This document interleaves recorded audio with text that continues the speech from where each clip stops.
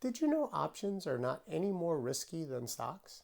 Most newer traders are surprised to hear this, but the truth is, options were created to be risk-reducing tools, and because they allow you to hedge your positions, they can actually be safer than stocks if you know what you're doing.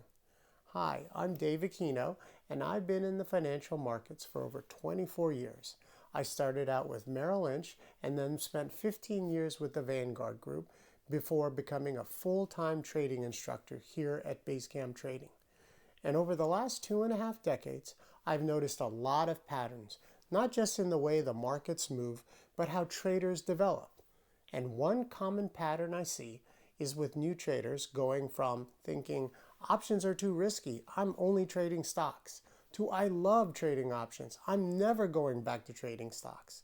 Now, this typically happens after a trader takes the time to really understand what trading options are all about, which is why I created the Ultimate Beginner's Guide to Options.